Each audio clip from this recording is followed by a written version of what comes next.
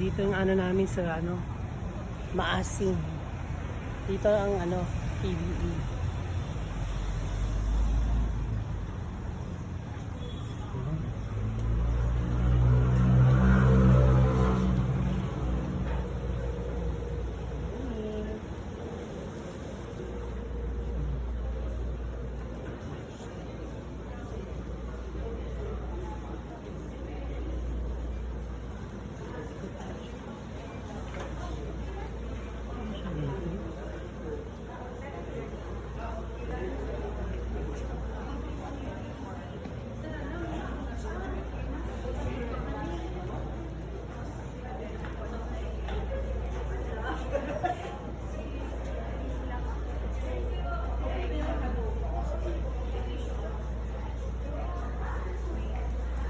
Meron naman ibibigay sila.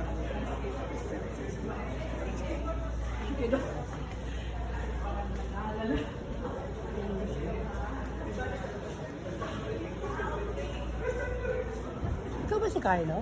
Ay, sus, kinuha ko. Kala ko lang. Kala hindi mo naman ako Hindi ko kilala. masyadong kasi oo. Kita tayo doon na yung Doktora Cindy.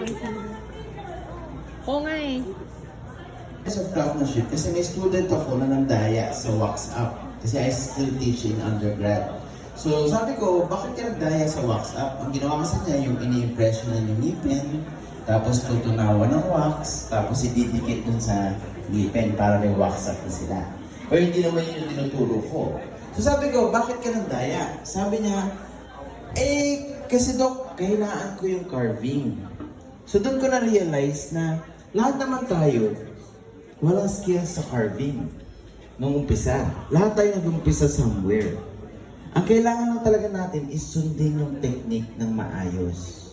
Okay? I'll show you an example, a perfect example of the elements of craftsmanship. Na hindi mo kailangan ng talent para gumawa ng isang craft. Look at this one. I draw a first molar and I started with circles. The circles will represent the cusp and the connection of the cusp will be represented with fissures.